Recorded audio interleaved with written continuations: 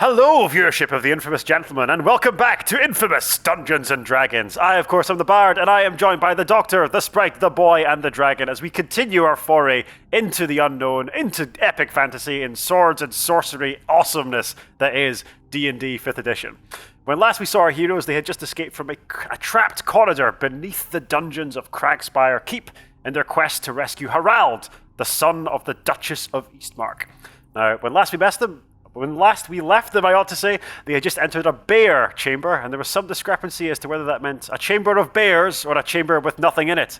We'll rejoin the action now. Can someone roll me a perception check, please? Perception check. Not me. Never me.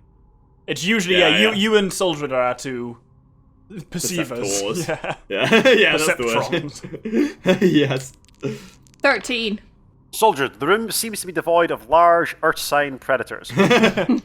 Always good to know. So what you do see, like, the room is quite decrepit. There are some old sacks and like some pieces of like broken timber that are piled against one corner. As you've come into the room, there were some kind of scurrying verminous forms, like large rats, that darted into the corner and seemed to vanish. There's an old wooden ladder that is set in the middle, cemented into the floor, going upwards to a trap door, not a trapped door, but a trap door set into the ceiling of the room. Roughly, the room measures maybe 30 feet by 30 feet. Perfect. Do we want to consider having a rest here? Maybe a short rest? Yes. Well, can we see any, like, what the purpose of this room is? Like, does it look like a storeroom or like a guard room or anything like that? Roll me, I suppose insight is maybe the best thing here. Roll me an insight check, please, Dagmar. That's a 19. That insight? Just again, I get an intuition, a sense of what the room is. Yeah. I'm happy for Dagmar to roll insight. Dagmar's been in many rooms like this, so based on the dimensions of this room, and the very square, it's literally like a perfect square, 30 feet by exactly 30 feet, he reckons this is maybe the foundation of some kind of tower structure. Mm-hmm. So a kind of square defensive tower, he reckons this is the foundation of such. So maybe an old storeroom. It seems to be pretty much in disuse, but the traps in the corridor you've just come through suggest that obviously this was built for a purpose. This isn't randomly here. Someone built this, but Dagmar's been in a lot of rooms like it. He reckons maybe the base of a tower. All right, seems safe. What are we thinking about a rest? Yeah. I'm thinking we should have a rest of some kind. Most of us are looking pretty scabby, holy. Yeah, if nothing else, we can at least Falling heal apart. hit dice on a short rest, can't you? Yeah. Also, I think a short rest is probably the way to go here. I mean, yeah, we could do a long currently- rest, but that's like hours. Yeah. Though in fairness, Yeah. We are also presumably in. I don't keep. sleep. So during a long rest, I just go inactive, but I'm still fully alert. Oh, so you can be on watch, basically. That's kind of what I'm offering. For the purposes of the viewer who maybe isn't aware, a long rest in Dungeons & Dragons restores basically all of your character's abilities and hit points, but it takes 8 hours of inactivity, uninterrupted inactivity. A short rest restores some of your abilities and some of your hit points, but it takes only 1 hour. Because if we took a long rest, we would get spell slots back, you'd get your lay hands pool back, and I'd get my steel defender back. Okay. I don't know. This is a good point it because seems a bit risky. It does though. seem a bit Like, risky. Yeah, we do risk the wee boy. Yeah, that too. Yeah, Yeah, I think we should probably take have a short mission. rest. Yeah, that seems. It's a deal. Then the boy can bite someone again. I do like What's biting. my rule for... So if you go into the features and traits tab, on class features, there's hit points. If you click on that, it'll say hit dice 1d whatever per level. We should probably do a brief plug here, actually. We are using, or rather, all of our players are using Dungeons & Dragons Beyond, or D&D Beyond, to track their characters' sheets. It's a really cool tool that you can use if you play D&D online. Who, I must clarify, Super useful. didn't sponsor this. This is just genuinely useful. Yeah, they're not sponsoring us. It's just a useful tool. If D&D Beyond, if you're listening and you do want to sponsor the Infamous Gentleman, get in touch. You got the perfect warlock with weapons and supplies, but you need a place to track your stats because you're so disorganized. It's D&D, it's D&D, D&D Beyond. I think there's just a short rest button anyway, isn't there? Oh, does that let you... Oh, yeah, sure. Ah, yeah, that's quite nice. Oh, I was like, oh no, I got a 0. I got a 10. So if you hit the short rest button, it'll let you spend hit die anyway. D&D Beyond, so efficient and so cool. We recommend it for all your D&D needs, but they are not sponsoring us. Yet. What's the rules barred with remind me, with hit dice? How often can you use them? Okay, so you can expend a hit dice to recover the result of rolling that hit dice plus your Constitution modifier, and you can do that a number of times equal to the number of hit dice you have. The number of hit dice you have is equal to the level that you are. So in your case, how often 3. can you do that? Is that every short rest or Every long rest. So once you've expended a hit dice in that way, you replenish it when you have a long rest. Gotcha. Okay. Okay, I'm gonna spend 2. Do 1. I'll do 2, I think, for me. Are you quite damaged then? Yeah. Remember, he fell down a well. Yeah, of course. And I never fully recovered from that, and I did take some additional stuff here, so I'm only on just over half, and I did not roll great there. Is the plus con on each hit dice? So I've rolled 2 dice, so I will do it too. So okay. Killed by 8. Yes, correct. Well, whilst our players are sorting this out, viewership of the Infamous Gentleman, we encourage you, because this was quite a large project, a big investment in time, money, and in effort. If you're enjoying the stream, recommend it. Like us to your friends, share the video on your social media, whatever, if you're comfortable doing so. But we appreciate your patronage. We just want this to reach as many people as possible because we're having so much fun with it, and we spent a lot of time and effort into making this possible. I had no idea whether you were going to plug us or plug Quantro there, quite frankly. I mean, when I opened my mouth, I wasn't quite sure either. So I have a question. It's giving me the option for how many die I use.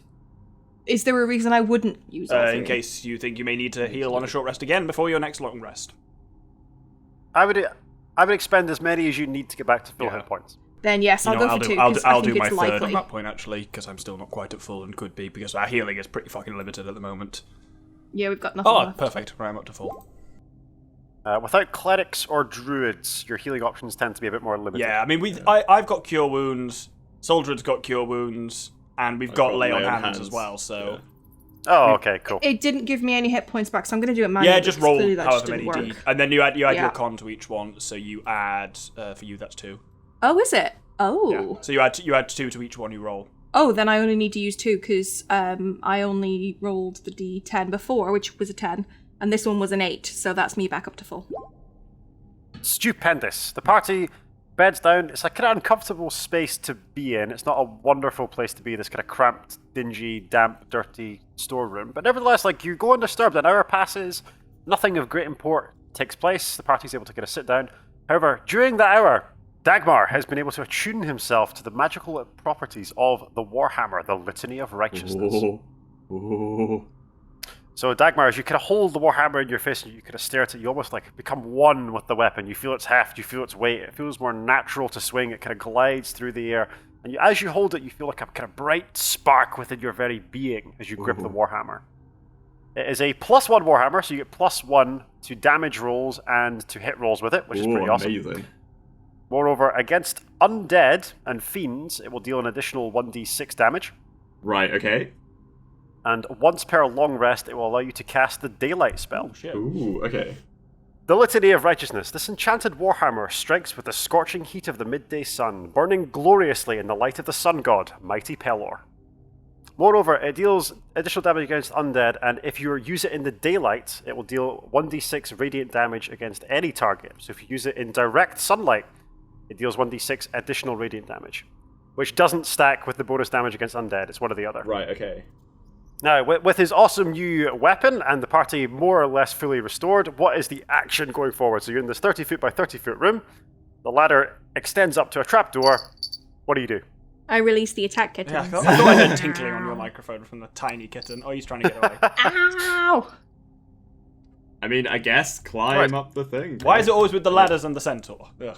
Yeah, that's a very good point. Oh, no, yes. Again, Oh, should we again. climb up and like lower a rope down and try and winch something again? Because Well, I guess we should try and see what's up there first. So. I think everyone accepts Who's- Soldred. Well, should we send the sneaky boy up first? I was going to say, shall I go be sneaky again? Okay, Sneaky Boy. Talamanca, can you roll me an athletics or acrobatics check to ascend the Okay. ladder, please? My acrobatics check was 12. A 12? It's not a difficult ladder to climb. This one's pretty sturdy and straightforward. With the 12, you'll make amazing progress, but you scurry up. The trapdoor at the top pops open. You emerge into a room which is almost identical to the one you've just left. So this one's in a bit better repair. There's some obvious food stores, bags of grain, some wheat. There's some loaves of bread and a kind of low, somewhat dirty table. And there's a stout oaken door in one side of the room. But otherwise, it's a carbon copy in terms of dimensions, 30 feet by 30 feet. Well, I think we're clear. There's nothing. Shall I roll? I'm going to roll an investigation check just to make sure there's nothing else. Roll me an investigation check then. That is an 8. An 8. Doesn't seem to be anything of great use in this room. You're kind of fascinated by the bread. You're like, ooh, it looks tasty. You try a little bit of bread. I but do like You're food. kind of get distracted by your lizard senses. Like the forked tongue comes out, you snap up a little bit of bread, maybe eat a fly off the wall. You can't really find anything investigatively interesting. Team, do you want to follow? Okay, can everyone make me an athletics check then to climb up the rope, or to climb up the ladder? And I'm going to pull off the Steel Defender, because the Steel Defender is no more. Poor Steely. Poor Steely. That was a 14 from me, 18 for me on the athletics check. Excellent. Dagmar, with confidence and ability, is able just to stride up hand over hand in his heavily armoured form to make it into the room above. It's as I've described it already to Talamanca. 17 from me. 17, Terminus, again, like, as he kind of ascends his robotic form, easily ascending up the ladder. Is someone going to help me carry my ass? Yeah, I guess we're gonna lower a rope down Yeah. now then. Which I can loop around my butt Yeah, and we're then going to do climb the old up. butt winch again. Yeah. Let's give this a go. Soldred, can you make me an athletics check? And whoever is holding the rope to support Soldred's hindquarters I'm as he hoping tries all to three climb. of you. So I'm quite. been burned. Yeah, imagine Dagmar's going to do it, but we can help, as in the technical Yeah. sense of the word Yeah. help. Dagmar, roll an athletics check with advantage as you're assisted by Talamanca and Right. Terminus to raise Soldred up. Okay, that was 22. And I got 21. Okay. It was nearly a 1, and then it just shunted over to 19. This is why you should roll on a spin down. A seamless operation, if only they'd been able to do this earlier in the campaign. We just practiced, yeah. We just, yeah. It's like the horses in Skyrim, just defying the laws of physics as you ascend this ladder with your hooves. As you make it up into the room is as I have described. The only seeming way out of the room, amidst these kind of sacks of grain and the kind of bread on the table, the low tables, the kind of dirt in this room, there is a door of stout oaken construction in one of the walls. Is the door locked? true. Have we checked that? No one has checked. Shall we have a look? Yeah. Sneaky boy. All right. You put your hand on the heavy kind of oaken turner, and the door seems to open at your touch. It is not locked. Hey, that was easy. I'm going to roll a perception to see what's outside. Roll me a stealth check and then a perception check, please. Okay, my stealth check is 24. Oh, dang. Nice. You got Perception this. 22. Oh! Even though you're in the room with him and he's only like 7 or 8 feet away, somehow you lose sight of Talamanca. He seems to become one with the shadows like a chameleon. Which, given that he is a lizard man, maybe he is part chameleon, who knows? This has to be So, it. Talamanca, you're able to like open the heavy oaken door, and I'm going to turn on the roving battle cam, Ooh, because it's always exciting when we use the roving battle cam. it is. Here is Talamanca, and this is what he... We're inside the castle. You are indeed inside the castle. So you can also pull this image, future sprite and future doctor who'll be editing this. You can pull the image from the static cam, the courtyard of Kragspire Keep. And for a bit of perspective, on the roving cam you can see Talamanca here, and on the static cam, this is where he is behind barrels. So for a sense of perspective, this is where Talamanca is, and this is what he can see from his perspective on the battle cam, the roving cam. Now, Talamanca, you're clearly behind the walls of a stout fortress. And with a 24 perception check, there's quite a bit you can see. Now, the fortress is in a bit of disrepair. The walls are kind of crumbling a little bit. The stairs leading up to the battlements are in somewhat disrepair. They look a little bit treacherous underfoot. In the center of the courtyard, so pointing here on the static cam, this thing here, there's a large pit on a kind of raised dais. And there's a heavily muscled human figure who is dragging corpses and seemingly dumping them down into this kind of oaken pit, or this stone pit, I ought to say. There's a loud crash as the bodies hit the floor some distance below. You can see there's a female figure on the far side of the courtyard, positioned behind a box. She seems to be like doing some kind of chore or task or some kind of mundane, I don't know, duty that she's performing. Very, very close to you, there's a skeletal figure who is watching the gate. So the gates are smashed to pieces. There is no gate. When you say Right? skeletal, But there's a are we being literal? Oh, very literal. This is a skeleton. So, clad in a kind of rusted armor, the dirt of the earth and the grave still clinging to his bones, a skeleton looks out towards the gate. Up on the battlements, another skeleton form patrols backwards and forwards, so here he is. Because you rolled exceptionally high on the furthest away tower, barely visible, and if you look on the static cam, you can see him. He's up there. There is a man with kind of bleached, almost bronze-like skin, who's carrying a huge longbow, looking out from the interior of a smashed tower down onto the courtyard below. So he's looking into the space we're hopefully about to invade, but the other ones are looking out to look for people walking in. Yes, and there are two figures who seem to be engaged in chores or tasks. So there's a burly human figure, human male, who is dumping corpses into the pit. And then there is a female figure who is busying herself with provisions in crates. There's two skeletons, one of whom is looking out the gate, the second of whom is patrolling the battle. Do any of them look like they have a particular vulnerability to grease? And no, I'm not going to let this go. Doctor, if you grease one of them up in order to get their outfit off them faster, I will leave. I will just walk out that door. With a natural roll of a 24, Talamanca can see that like the figure, the humanoid male figure with his large sword and his rippling muscles, he seems to be kind of greased up already. Like he's got an impressive physique, like a weightlifter. He seems to have oiled up a little bit. That's all the grease insight you're going to get. Well, until I cast grease, obviously. Yeah. I think, team, it looks like we need some form of large, disturbing distraction. I don't know. Oh. Yes. I think this might be the time to throw the bomb at corpse. That was that was the distraction I had in mind. Well, do we have an action exactly. plan? Is there any indication? I think we just came up with that after the bomb. Okay, do we have an action plan that's not ridiculous? Why are you always against my bomb plans? This is bullshit. Because there is a time for the bomb and this is not it. I'm going to get that tattooed. When is the time for the bomb? When we need firepower. We need firepower now. There's dudes. No, we don't. We need Right, stealth power. We need to dress up as a hear me out here. milkmaid Genuinely, and a corpse carrier. They don't know we're here. If we can either sneak a bomb somewhere and light it or chuck it over there, that will genuinely be a distraction because they won't think it's us that's done it necessarily. They'll think, hey, a bomb has gone off. Like, if we throw one next to the corpse bloke there and it goes off there, it will be, they won't immediately know what's gone on and be like, they won't be like, there they are, attack them unless we're stupid about it, which is very real. It's me who's here, right? Yeah. Yeah. Do you trust me to throw the bomb? The bomb is if everything goes wrong. Or You think it's an to emergency kill bomb? something big. do we have any other distractions Yes. that we can use? 1,000 ball bearings. I was thinking exactly that. I'm glad you said that. That'll grease. also work. Whilst this discussion is taking place, one editing point, I'm going to put the roving cam down because I need to attend to my notes and dice. But I would like someone who has not already rolled on the random something happens chart to roll a d6 for me, please. That would be a 4. Okay, Oh, Oh, that's bad. a 4 is interesting. They're all interesting to you. They are all interesting to me. It's my non-committal statement. Talamanca, as you continue to survey the scene and as metagaming-wise, the party continues to discuss what strategy might be, the skeleton closest to the gate, the figure with the kind of the dirty grave-encrusted dirt and the kind of long, crooked spear, he seems to lower his skeleton head, the bones click and clack as he leans forward, and then he begins to advance out of the door, lowering the spear at something which appears to be on the road on the other side. He will vanish out of the door and out of the fortress. Clickety-clack, get into my sack. Yes, something like that. There we go. Something has happened on the Something Happens chart. The party may continue to discuss its I mean, even if we do use a distraction, what's actually... Yeah, what's the goal here?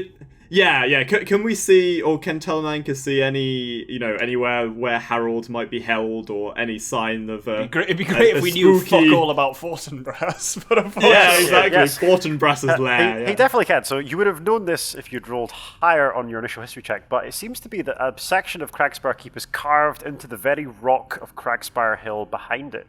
So, in addition to the courtyard, there's a large portal which seems to be cut into the rock of the hill. So if you imagine, this of course is the courtyard, if you imagine towards where the camera is at the moment, there is a passageway carved into the back of the courtyard, which in this case is the hill of Kragspire itself.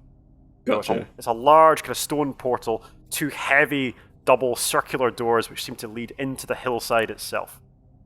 Ooh. But this is the opposite side of the courtyard from where you are. So imagine basically is where the Here we are. camera is. it basically is Yeah, literally is. Fortinbras is the camera. Oh We're shit, just, he's been looking watching at- us the whole time. The Eye of Fortinbras. Surprise, motherfuckers! But yeah, if you imagine that this kind of stone portal as I've described it, I couldn't put it on the grid because it just didn't work logistically. But it is set into basically where the camera is at the moment. Gotcha. So what we got? So We that's got where we're aiming bloke for. on wall, corpse thrower, woman doing chores, and bronze man with arrow. Longbow. Bodies. I'm mainly worried about and the bodies. Yeah. Well, that's interesting. Are they just making new? Soldiers? Oh, yeah, Soldiers. maybe. Yeah, that's probably where they're going to the boneyard for, right? aren't Yeah. Yeah, they're going They off got to more collect some more bodies bones. and throw them into fresh, the some bone fresh pit. bones. they? Yeah. Would Yeah. you like to ride the bone train? Bone train. I feel like we need to disrupt this operation before we get into the. Because the problem is, I don't think we can get into the keep without being seen. No, and Yeah. if we're going Like to be that- seen, that- why not be seen with a bomb? But yeah, we might need the bomb to get into the keep, right? Just don't like the sprite's looking very dejected. Learn that most of my suggestions at the moment are going to involve either that bomb or the grease spell. I'd rather you use the grease. Grease is less useful here. Well, why don't we grease up in front of us, then have them charge at us, and then when they all slip and fall, then we pound. That's an approach. Thus far, that's the best idea for the grease that we've had. No, it doesn't tell us much. Oh, but am I seeing something? Oh, no. That's a reminder to me, the Dungeon Master. Something's going to happen because you rolled in the something happens chart. That's just a reminder. I thought that you spent too long dithering. The skeletons fucking come back. Exactly. I mean, A dragon emerges. ultimately, if you continue to dither, we'll roll in the chart again. But at the moment, nothing much has changed. What's your approach, Sprout? Because you're shooting down the bomb idea repeatedly. I think that we should stealth, dress up, and otherwise skirt around the edge of the keep. So when you say stealth, only the boy can really stealth. I can stealth. You have I know I'm a fucking centaur, You but have I disadvantage can stealth. to stealth. As do I, as does the dragon, I assume, because he's in heavy Yeah. armor. So, Yeah. three of us, no matter how good our stealth skill is, have disadvantage on stealth rolls. Stealth is not our strong suit. The boy's stealth is good, we can use him somehow. I think this is a good idea, but I really do think that the doctor should lay down the grease. I think that's going to be... I only have one spell slot left. Grease. I don't fine, say I- this lightly, but grease may not be the best use of it. And you know I'm loath to say that, but Yeah, do. yeah. if I tinker with an item, if I tinker with a bag of ball bearings, Uh-huh. does that affect every ball bearing? What do you want to do with them? I think a distraction could work well. If you don't want to use the bomb, I have various tinkering options, of which one of them is emitting an odor or a non-verbal sound. Here is my approach. Yeah. Tinker with the bag of ball bearings to make every ball bearing inside it make a just kind of non-verbal, just kind of general shouting sound. Throw them out there, it'll sound like a fucking invading army and baffle everyone because there's 1,000 screaming ball bearings launched into the courtyard. Alternatively, we could also put the love it. stank on them. Yeah, much as I like the idea of 1,000 stanky balls, I think... And that's the title of the episode. Oh, brilliant. I mean, I have an opinion as Dungeon Master, but I won't share it because I'm supposed to be impartial and merely the adjudicator of this game. But what would the party like to do in response to this plan? I like proposed? the idea of audio of either a bag of ball bearings so that they all contribute to one larger noise, or, if possible, every single individual ball making its own noise, so that as they're scattered, it echoes around and has a, quite frankly, disorientating effect. Either way, I'm cool with that, and I think that's at least a positive plan. Yeah. And then what, are we just gonna run in and like smash some folk? Well, try and sneak or walk past or saunter jauntily whilst they're a bit distracted with the horror noise What's the end goal of the distraction? Yeah. to get Yeah, well, we need to across get the up courtyard. To the camera. need to get a bomb. Not the camera, but the... Yeah. Yeah. How are we going to get in, though? Are we going to bomb it? Yeah, maybe that's the time to use the bomb, is on there. Again, the bomb bomb the is door. not our first choice. What is our first choice? Yeah, that's true. Our first choice is try and open the fucking door. Well, yeah, true. Fair enough. Okay. Right, All right. all this hinges Before on, all of this, I'm and this, don't worry about impartiality here, Bard. Thematically, are you going to allow me to apply tinkering to all the ball bearings within a bag? Oh, absolutely, 100%. Okay. Excellent. I mean, Alright. this sounds like a fun plan to me, and I, as a dungeon master, I'm very excited to see how it turns out. So if we get, are we all Wait. agreed that this is? Let's try this and see what happens. I was going to say, shall I have a listen and see if I can figure out what's going on outside first? Because we saw a skeleton walk outside. I want to see if I can hear what's going on. Okay, Yeah, roll where I am. me a perception check, please, then, Talamanca. I can do that. That was a 24 with a natural 20, please. Oh. Okay. So there's a really weird phenomenon. There's a sudden clank and a clunk, and then a rattling sound, almost like bone dice. So like Ooh. that noise. And then silence. Then a voice speaks, and it seems to be there's a conversation taking place. But with a 24, you are convinced it's the same voice talking to itself. Ooh. Interesting. Real. That is spooky, but also doesn't really help us here. So while you're, there's someone while you're figuring that out, Terminus is going to begin his tinkering, and you'll just see basically his hands. He'll start with a bag of ball bearings, and his hands will just be blurring as he basically takes a ball bearing, twiddles it around briefly, and when it comes out, there's just a tiny little like speaker grill poked into it, and you're just going to go brrrr, and just rinse through 1,000 ball bearings like that, just applying a tiny little tinker to each one, and they're all just going to make battle cries basically. This is a very cool and wonderful plan, and I will award a point of inspiration to Terminus. And I did it without having to cast grease. Indeed, it is. So hang greasy on. ball bearings is also an option. So the plan is for Terminus to just roll the ball bearings out into the courtyard to create uproar, and then for the party to capitalize on that surprise to kill as many of the enemy as they can, and then take it from there.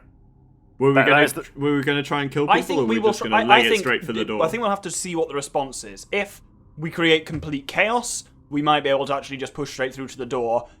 If it's not so successful, we might have to use it to just try and get the drop on one or two of the guards and fight from there. Yeah, let's also remember that the longbowman will see exactly what's happened straight away and not be particularly confused, I suspect. I don't Okay, know, so if we he's just bear anything that in like mind. me, loud noises make me literally incapable of seeing. I'm just like, Yeah, oh fair dear enough. God. Well, Okay. let's test it out and find out. We'll find out. We will see. So, Operation Ball Army, go! Okay, so I imagine the way this plays out, the party those who are not Talamanca is, as previously mentioned, he's over here next to these crates. He's secreted.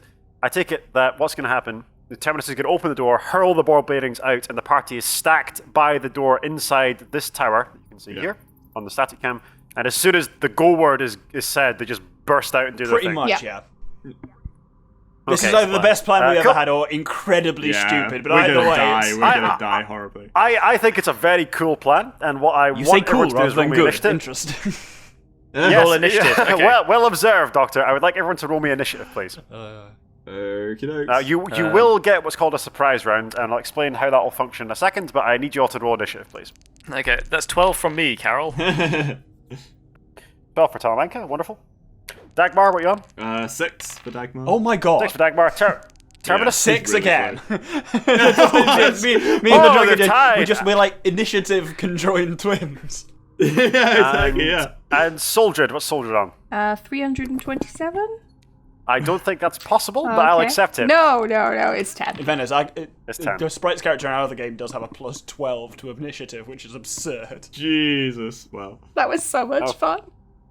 Okay, so you will get a surprise round. So Terminus is the first to act, and then we'll go to standard initiative order. So Terminus, your plan is again crack, door open a crack, and Terminus is just going to hurl these ball bearings at the center of the With courtyard. grease ready, depending on what happens. Well, we'll hurl first of all. So Terminus's action will be to hurl the ball bearings. Yep. Okay. Terminus, I'm not sure the best way to do this. Let's just go with a raw attack roll using whatever modifier is appropriate. So, like for you, you can use your intelligence modifier. So, and you have enchanted these. So, make an attack roll just with your intelligence modifier. So That's a 18. 18.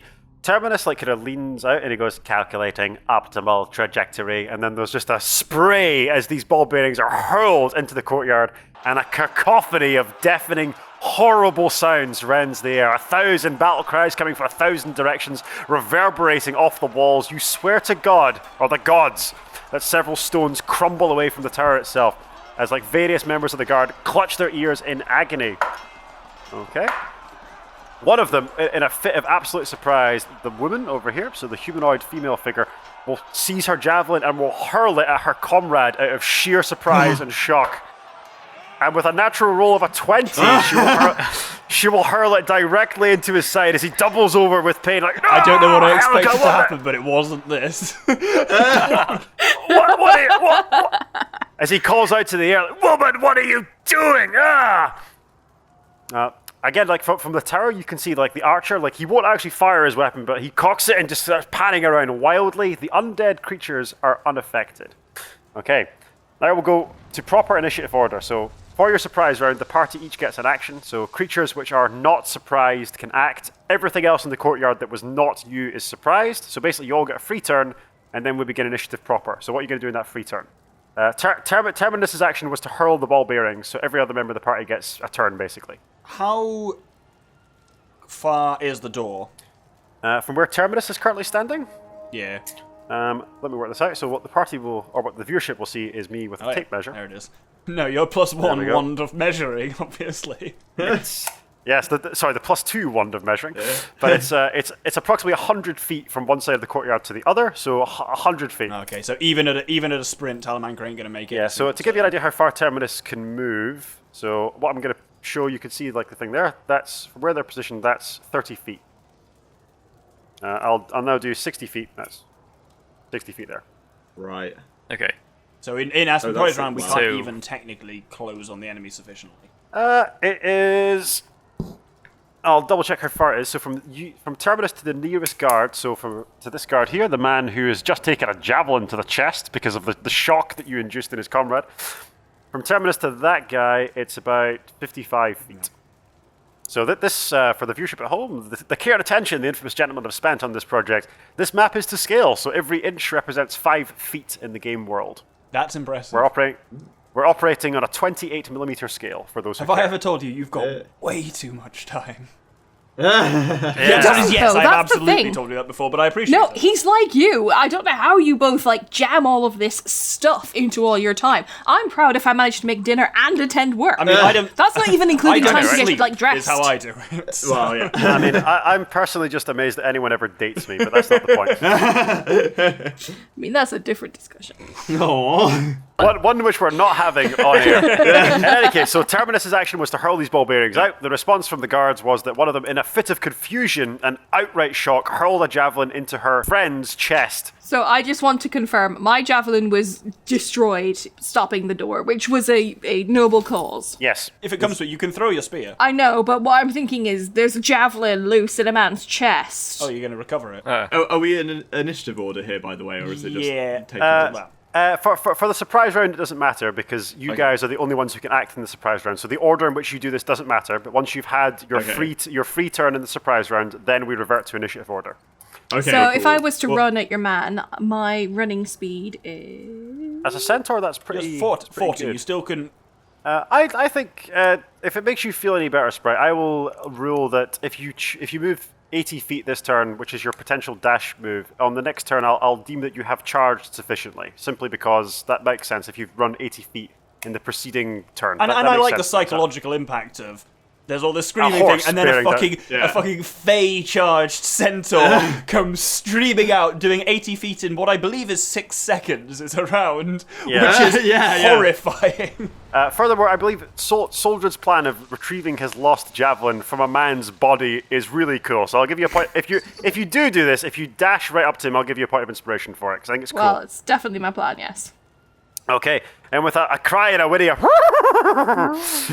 Soldred will come bursting out and then rapidly make his way across the courtyard to engage this man. This man's name is Halfdane, for what it matters. Eh.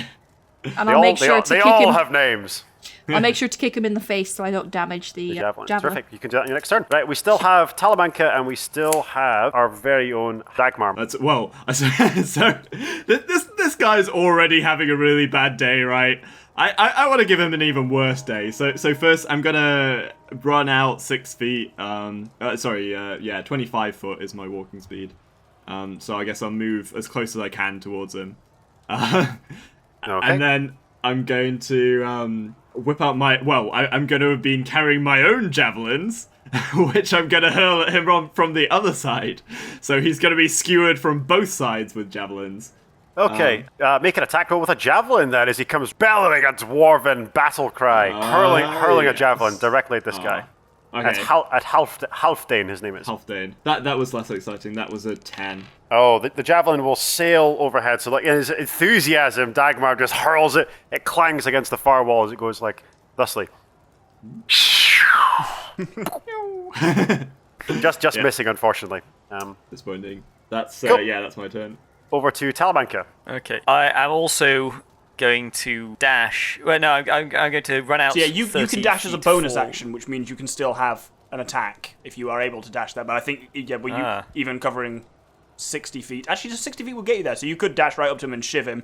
And because it's a surprise round, I think you'd have a sneak attack. Yep, definitely. He wouldn't roll with advantage, but he would have a sneak attack. What if I were to dash up to? Yeah, because you can dash this as a guy? bonus action. The rest of us have to spend a proper action for it.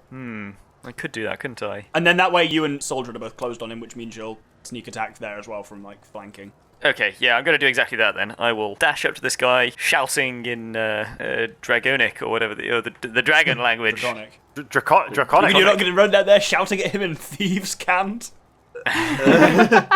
Just bellowing Cockney rhyming. For what it's worth, you've actually met a character who speaks thieves' cant, but you killed him. You put so much time into that poor guy's backstory, didn't you, bud? So we should explain for the viewership. So thieves' cant is like a language of insinuation and subtle metaphor spoken only by the rogue class. So I imagine it spoken in like Cockney rhyming slang. So if you've ever seen the movie Ocean's 11, when Don Cheadle's character says, "We don't want to do this job in Reno, we're going to be in Barmy," and no one understands what he's saying, I imagine that sounding sort of like thieves' cant. So it's a language only understood by criminals, thieves, and rogues. But you've killed the only other rogue, so I have no sympathy for you. Anyway, right, it's Talamanca, like going down into all fours as a lizard and kind of slithering through the grass like so quickly, closes the distance to Halfdane, this henchman. There he is. Would you like to make an attack roll, please? Make an attack roll I with would. whatever melee weapon you have. Your I'll rapier, use I my think. rapier, yes. Make an attack roll. And that is a 19 plus 4, which is a 23. Oh, a 23, like already perplexed, because Halfdane is overwhelmed by like the centaur battling down on him. You sneak underneath the hooves, dodging left and right with the centaur, and plunge the rapier deep into him. Roll for damage, please. Which gives us a 2 plus 2, which is 4. And then throw please. sneak attack on top. Plus 6 for sneak attack. That was not not 10 the best 10 rolling, total. but No. 10 damage total then. Yes. classic of you. Binned all your good rolls on the attack roll. Yeah. I mean, that's fine, that's better. Simulating his very last legs, you're able to sneak the rapier between his ribs. It's a horrible, it's not even a dramatic spurt of blood, but there's just a very subtle sort of noise he makes, and his face freezes, but he ain't dead. Hilariously, something similar to that happened to the boy in real life. That someone stabbed. Genuinely, someone stabbed him with a rapier and popped his Stabbed him with collarbone out. Technically cracked his collarbone, if I remember rightly. That is correct. Can we pause the game of Dungeons & Dragons for a moment to tell, the boy can tell a story of how he was actually stabbed with a rapier. That is more or less exactly correct, and that's usually how I lead with it at parties. It's not quite as exciting as that, but yes, I got stabbed with a rapier right in the collarbone. You know those fencing rapiers which are supposed to bend on impact. This one, my opponent put their force directly down the line of the rapier, such that instead of bending, my collarbone bent instead, to the point where it just cracked and snapped out of place. Holy shit. This remains one of my favourite stories Yeah. ever. I'm like, Because you're a psychopath. they told You people were like, "Oh, what happened to your collarbone?" I got stabbed. People are like, "Ah, good one. What happened?" It's like, "No, I got stabbed." Like, no, I got stabbed. He was stabbed with a rapier. That's incredible. That is. Whereas I think had that a happened. really pathetic shoulder injury, but because they had to do laparoscopic surgery to look at it, I had what looked like a very pathetic through and through. And everyone asked me if I was shot. I mean, in fairness, you did live in Glasgow. It's believable. I resent that, you English bastard.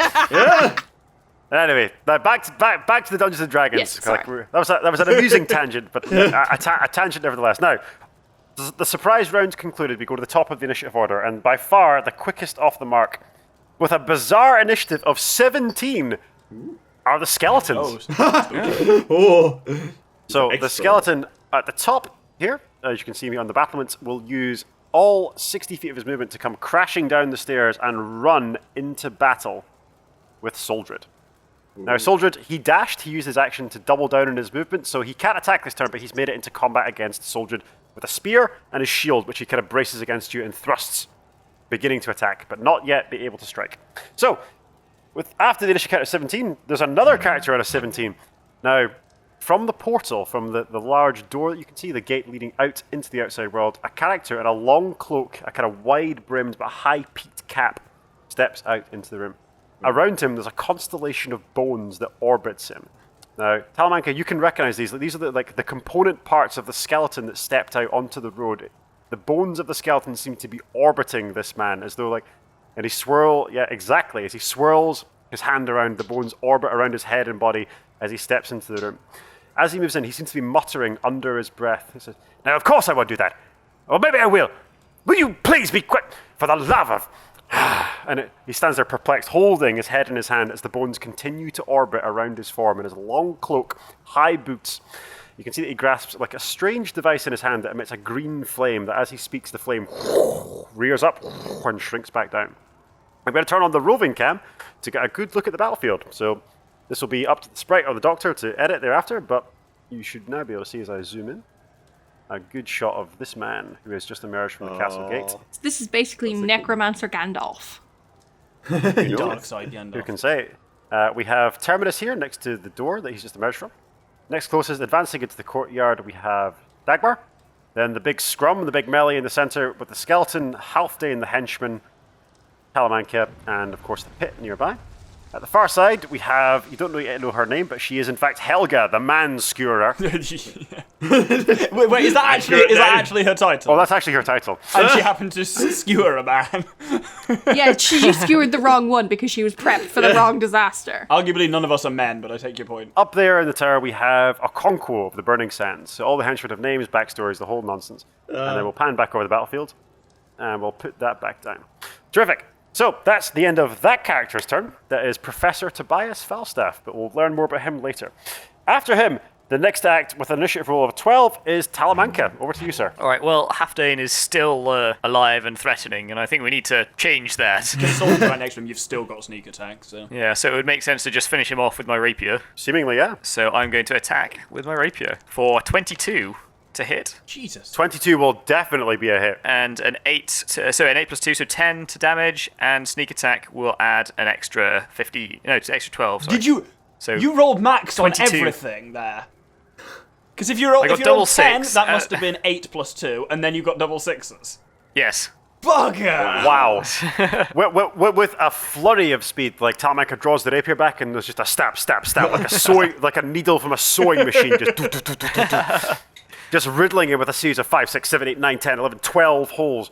As Halfday raises his sword, he doesn't even know he's dead as you spin around, bat him with your lizard-like tail, and pitch him down into the pit to one Not side. the javelin! Oh. The javelin lost into the pit, but with style and flourish, Talamanca dispatches him. Talamanca, you still have your possible bonus action, and you still have your movement. That was only your action to attack. It's fine, Sprite. The one that I missed with is still embedded in the wall, so it's okay. You could use your bonus attack to bite someone if you moved. Well, yes. You could also use it for 2-weapon fighting, and you could chuck a dagger at someone. Chuck a dagger, the other guy is about to hit me. Yeah, or can you use a short bow for it? No, it has to be... No, it has to be a light melee weapon or a thrown. So yeah, you could use a bonus attack to chuck a dagger. Whilst the boy deliberates, I'm just going to turn the roving cam back on so we can get some cool shots of this. There we go. now I'm going to chuck a dagger. I'm going to... at that skeleton that's engaged swordward. Okay, make me a ranged attack roll, please. Yeah, so that will be a 7. Oh, like you fling the dagger and skillful thing, but it just goes right between the ribs, doing absolutely no damage because he's a skeleton. Like, don't get me wrong, I'm glad you used up all your good rolls on that max damage attack roll. Yeah. On the absurdly dangerous barbarian character, yeah. According to you, Looks quite absurdly terrifying. dangerous. As you must have noticed, we basically invert what you consider dangerous and not in this game so far. So. Yeah, apparently so. In any case, after initiative count 12, Soldred is initiative count 10. He's the next in the initiative order. Soldred, take us away, please. What would you like to do? Alright, so I was charging, and I was gonna smack your man in the face, and then nick the javelin out and possibly throw it at someone. Unfortunately, that doesn't work, so I'm charged, I'm primed, I'm here, and I'm just gonna flourish and hopefully not fall in the pit. Are you gonna make me roll for that? No, you're further enough away from the pit that you don't need to worry about it. It's fine. Cool, so I'm just gonna flop somewhat dejectedly, and then I might turn and use my spear to smack the man who's just come up on me and stuck up on me. So make an attack roll with your spear against the skeleton, please. And if you hit, I will count you as having charged in the previous turn. That just seems to make sense to me. So 14 to hit. I'll need to consult and see So this is a slightly different from standard skeleton. What remind me, soldier? What did you roll? 14. A 14 is unfortunately against this particular skeleton not enough to hit. That's fine. Ooh. So you kind of rear up and you raise and you stab with the shield and it clangs off the kind of rotten wooden shield that he's carrying. But nevertheless, like it does deflect it. Okay, that's fine. After soldier, then the next act are the henchmen. So the female human behind the stack The of ally crates will skewer, drop. or whatever she was called. Helga the man skewer. Helga, the fucking team killer, yeah. Yeah, Helga the traitor. Well, what will she do? Okay, she'll make the sensible call. Helga will, realizing that like something is afoot that she clearly can't deal with herself, will bolt over towards the portal into the hill. And she will open the door and call deep down into the pit. So beyond, so like not the pit itself, but nevertheless she'll open this portal. Heavy, she strains to open it, and she'll shout into the mountain itself. We didn't think this through. What languages does everyone speak? I speak Common, Dwarvish, Gnomish, and Primordial randomly. Okay. I have Common, Draconic, Marquesian, and Thieves' Cant. Common, Infernal, Minotaur, and Sylvan. Now, interestingly, she speaks in Infernal. Ha! Ooh. So what you hear is Kurtas Kurta Minas Rakistan. And like the voice kind of like reverberates down and you can hear it echoing into the caverns beyond. You understand this to be someone's here, Kuroth, get up here. Oh no. Oh. Also, like the usual question, was that Finnish that you just spoke?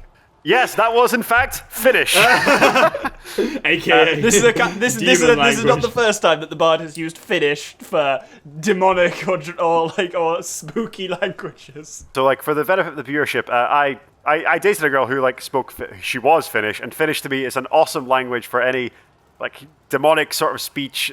Finnish is like really, really cool language. It sounds incredible. But for example, if I say Minna Rakistan Sidua Kulta, which in Finnish translates, I love you, darling. You see why when I'm in character and I speak Orcish or Infernal, I use Finnish. It's a wonderful language, but it really, really works for this sort of thing. So, regardless, soldier at this distance, you can clearly see she called out in Infernal for someone named Kuroth to come up and join them. He sounds friendly. Yeah. In fact, if he's a friend You're of right. hers, he might come up here and kill some of his friends. That's true. In any case, that will be the turn of the henchman. I'm Next just gonna act- shout, she called for Kuroth, oh bollocks. In my defense, my character sheet does say that I'm very sweary. The next so. act will be Okonkwo of the Burning Sands, the man with the bow. So in his tower, he'll draw back his bow, and he will let fly down into the courtyard at the form of Talamanca. Talamanca, what is your armor class? Armor class is a 15. At 15, the first arrow will streak past you, and with like a lightning speed, you'll just snatch it out of the air with your lizard claws with a ting. However, with his second attack, like incredibly, he draws the bow with awesome speed, this huge great bow. He will let fly, and this arrow, with a natural roll of an 18, will strike you. Oof. Talamanca, you will take 10 points of piercing damage as the arrow just pierces your scales and strikes you in the side. Grazing ribs, blood is drawn, your kind of thick lizard man cold blood spills out onto the flagstones. And from up in the tower, you can just hear this man kind of chortle. Dance for me, scaly boy. That's not how I expected that to go. There we go. Now we go to Terminus and bizarrely Dagmar, who have the same initiative. Yeah, count. we're, Like, who would like to go we're first? the battle buddies. We share initiative. You can go first. Where is the portal into the... It's the camera. Over yonder, this direction, just off camera, Right. is where the portal is. So like Okay. it's a large stone portal. So when cut you're into the side of the saying mountain. portal, you're just using the old word for door. It's not actually like a magic Yeah. wormhole. Oh no. It's not like a wormhole or anything like that. It is literally like a door cut into the living rock. Yeah, makes sense. But door seems too mundane, so fair. I'm calling it a portal. Yeah, I was just trying to make sure this wasn't obviously going to go to hell or somewhere. Well, who knows? I mean, yeah. Seems There is something likely. infernal on the other side, so. Yeah. What's the quickest route? Can I run to the right of the pit, or do I have to sort of run through the melee to... But you can run through allies space. I'm going to turn the roving battle cam on, so just to show Ooh, yeah, what that'd be Hagmar can see. So there's Dagmar. Now, there's this strange figure in the tall cloak who has the bones circling around it. The Bone Man. So Dagmar could move this way through this melee if he wanted to, beyond towards the portal, which is this direction. So this is where the portal would be. This is where Helga is standing. Okay, yeah. So I think, I mean, My plan is to close down Spooky Boy, because I can do that quite well. So if you want to make a move for the portal, that might be better. Because you might not think it because I'm a caster, but I've got an AC of 17 and a reach weapon. I'm surprisingly good in close-up combat. well, I think these guys have Skelly Boy under control. So, That's my thought. I'm wondering if we take this guy out, whether this will knock the skeletons dead as well. Wait, Spooky Boy. Whether it's a kind of take out the mothership scenario. Yeah. That if he's the one who's raised them or something like that, whether he's linked to that. I mean, he seemed to have Do we know if he's I'm friend not sure or if he's foe? on our side. Like he seemed to take out the guy out front, right? Well, he just I'm kind not of really sure. disassembled him. I don't know if that's good or bad. That's a He might good be using him to thing. build scarier skeletons. Yeah, this is true. In any case, Dagmar, what's your action? Yeah, so Dagmar's gonna, I think, dash. So 50 feet move, probably slip past the combat and try and head for where the doorway is into the mountain. Okay, so Dagmar moving is 50 feet. He's able to actually make it into cover. So I'll just use the battle cam to follow Dagmar. There we go. There you go. Flying camera, I love it. Dagmar can make it this Well, it's like far. when the infamous gentlemen have got a budget. Yeah. We spared no expense. Anytime, Doctor, you want to reimburse me, feel free. I was going to say, this isn't the I infamous offered and you said gentleman's no. budget. Okay, so that will conclude, unfortunately, Dagmar's turn, unless Dagmar has a bonus action he wants to use. Nope, I think that's good for me. Okay, so after Dagmar, we're now with Terminus. What's Terminus going to do? So, I take your point that we don't actually know whether this necromancery bony bloke is actually good or bad. And I'm going to basically move as if he might be. So my spear's got reach, so I'm actually just going to try and get within 10 foot of him, but not actually attack him or anything like that. In fact, so Firebolt's got a maximum effective range of 120 feet. Can I hit Helga or whatever she was called from where I am? Oh, definitely, yeah. Cool. 100%. I'll So, launch- so to clarify the distances in perspective, here we have Terminus, and over yonder we have Helga. Yeah. Can I hit the Prince of Persia Burning Sands or whatever it was called? Conquo over the Burning Sands. You definitely can. He's visible to you. He's not concealed. Cool. Yeah. So I'm gonna launch a firebolt at him, I think, and I'm preparing for in case. Basically, if this necromancer dude is bad, he is within my range of control because I have a pike. Cool. Make a ranged attack roll then against a Conquo. He's not concealed. He doesn't have cover, so just make a ranged That is attack a roll. 21. How does Terminus's firebolt manifest? Is it like a fireball that pops from the end of his spear? The end of the staff is just a fireball launcher, basically, so you just go, phoom. It's like that moment in Return of the King when Saruman's like, save your pity and your mercy, I have no use for it, and launches a fireball out of his staff that looks like shit. That will definitely be a hit. It's like the firebolt streaks across the battlefield, erupting in the interior of a tile, splash damage, blasting Okonkwo back into the room. Roll for damage, please. That is 3 damage. 3 damage. Well, That's a little underwhelming. It's just 1d10 and I rolled a 3. Alas. Okay. So I mean, I think Firebolt is supposed to be it's a little bolt rather than like a fireball. Like, there's a reason because Firebolt does like 66 or something. okay, Absurd. we go back to the top of the initiative order, and the first act, bizarrely, initiative count 17 are the skeletons. The skeleton drawing back his spear will thrust with one hand against the form of Soldred. Soldred, what's your armor class? 16. Oh, he has definitely exceeded that with his natural roll of 14 plus 3, a 17, just hits. Oh, you take 7 points of piercing damage as the spear bites into your side. The skeleton just clacks. As his jaw, clacks like bone from side to side. That's the end of the skeleton's turn. The next to act in the initiative order is the strange character with the bones orbiting him. So this character here. He'll move directly to interpose himself against Terminus. He'll kind of narrow his eyes. As he kind of locks eyes with Terminus, like the bones will just drop to either side. Aren't you most curious? Tell me, what's going on? Oblivious, seemingly, to the battle raging around him. Who exactly are you, and what are you doing? Be quiet. Will you? He looks almost over his shoulder. Please be quiet for one moment. Who are you, and what are you doing here? He'll respond with unit designation, terminus, function, searching, function unknown. Fascinating. And he'll raise his hand. Terminus, can you please make me a strength saving throw? That's an 11. Oh dear. Terminus, feels himself being lifted off the ground by some invisible force as he hovers 5 feet, 10 feet into the air as the character moves just a little bit closer to him and just kind of studies him from left to right and right to left. Terminus, you're just hovering 10 feet in the air against your will, and that'll be that character's turn. Next in the initiative order, suddenly bursting forth from the portal that you've seen Helga, the man scooter, or the ally scooter, just shout down into. A new character has emerged. Emerging from the depths of the fortress, we now have a heavily armored man in crimson armor with a kind of oddly protruding skull that seems the skin is stretched over his face, and a bizarrely humanoid but nevertheless disturbing, almost parody of a human skull. Giant of a man grasping a huge two-handed axe. This is Kuroth, the pursuer. As he emerges on his turn, all he will do is emerge from the interior of the fortress, summoned by Helga's cry of aid last turn. Okay, that's him.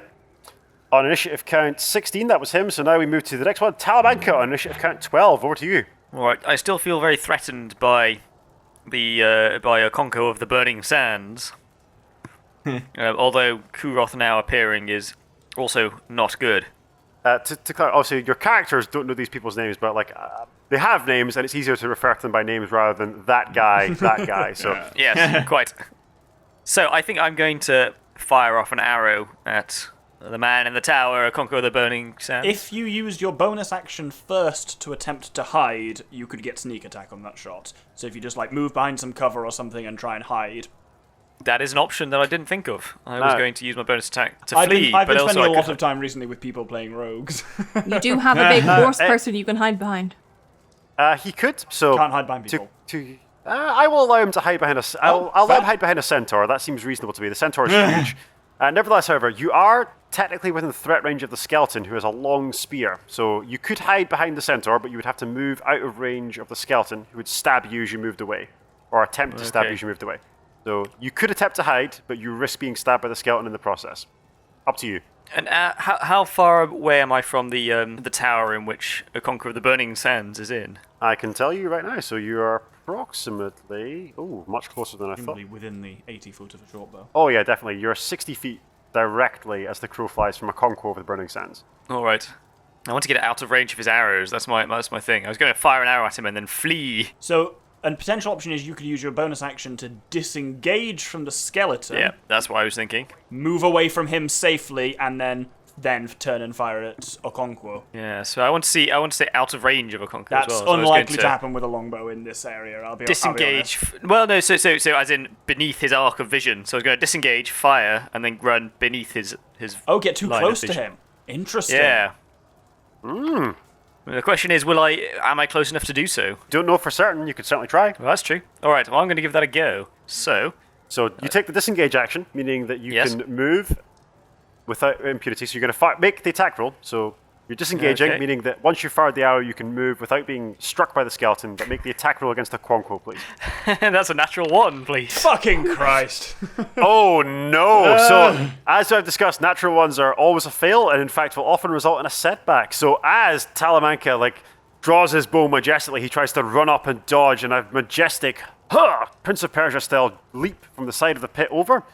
However, at the last minute, he loses his footing, and as he looses the arrow towards Okonkwo, it will fire instead and strike his ally Dagmar in the side of. Oh no!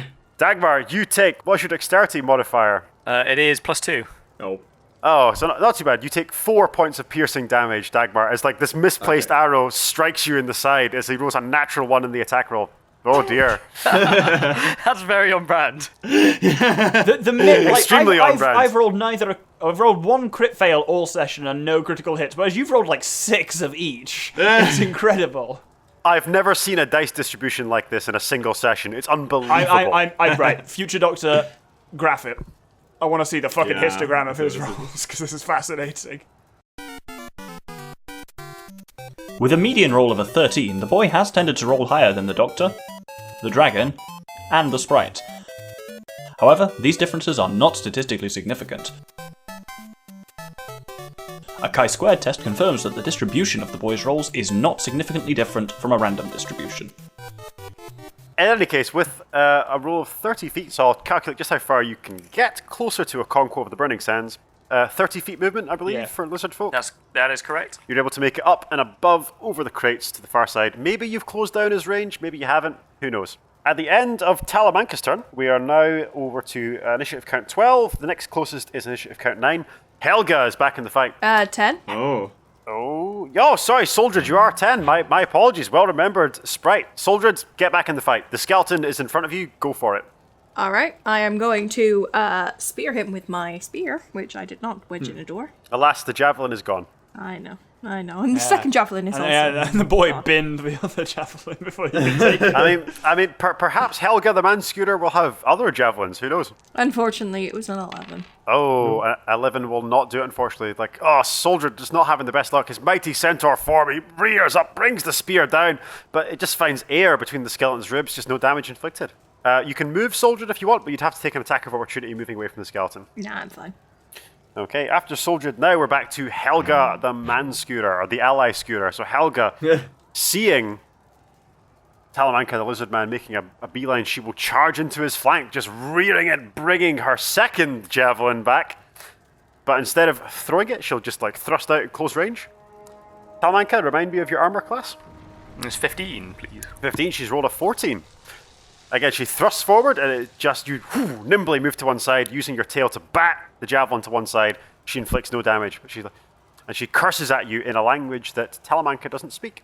But it sounds a little something like this: "Sakwe koira muta suzi," which is, of course, more Finnish. How do you get to the train station?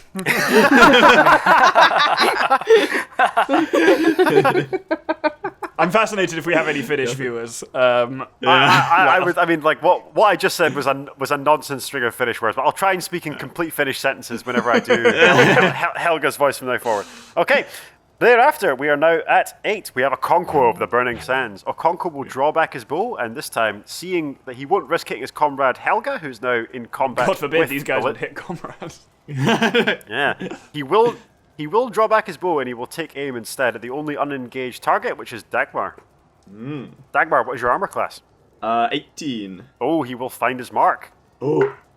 Dealing no less than 6 points of piercing damage as he draws back his bow as a the arrow just finds a gap between your shield and your plate mail. With his second attack, because Okonkwo of the Burning Sands is a beast, he will draw back the bow and fire again. This time, however, he only rolls a natural 11. The arrow will go wide and skew, ding, and knock against the stone of the pit, not hitting Dagmar. Woo. Okay, after Okonkwo, we drop down to initiative step 6, which is, of course, the Battle Bros. Terminus and Dagmar, who's going first? Because apparently, comes a pack. What's happening with me? So Terminus is being held somewhat against his will, but he's hovering 10 feet off the ground. We'll see what happens. Can I move? Takes his turn, we'll see. My spear has a 10-foot reach. Can I have to poke him until he lets me go? Is that an option? Yeah, you certainly can stab him with your pike if you want. I'm going to first say, error, gravitational sensors decalibrated, release me. Again, the figure that you're addressing, you do not yet know his name. Truly fascinating. It seems to have a will and both a mind of its. Yes, of course, I will respect the integrity of... Yes, naturally, I will... if you will just be... Oh, very well. The click of his fingers. Terminus is lowered to the ground. Wonderful. Then, at that point, I'm going to fire... Grease only has a range of 60 foot. Grease him off the tower. Yeah. You should have greased him before you fireballed him. That would have made him be more infernal. Firstly, grease only has a range of 60 foot, and secondly, it's not flammable grease as far as I can tell. Yeah, I'm just going to launch another firebolt up at Okonkwo. Okay, make me a ranged attack roll. So, moving just aside so you don't hit the... Assuming you don't want to risk hitting the man who just levitated you into the air. Not yet. Okay, so raising his pike and just make an attack roll against Okonkwo up on the tower. That is, 21. 21, definitely a hit. So Okonkwo, unable to hide, you just fire the firebolt right up into his tower. Make a damage roll, please. That would be 7. 7 damage, much more impressive than last time. He reels back into his tower. You see several arrows fall from his quiver, his bronze skin becoming parched and burned as the firebolt strikes him in the side. And it was he kind of locks eyes with you across the way, and you can hear him as he bellows from his tower. It's when I'm done with the scaly one, metal man, brings to draw the bow back again. Okay. At the end of Terminus's turn, we're now with Dagmar. Hey. I'm not sure if this is going to work based on the perspective, and I think it's probably a terrible idea, but Dagmar is basically just going to charge straight up that big pile of boxes in front of him and leap towards, Kurov. Yeah. So this is Kurov here. This is Dagmar. I love this plan.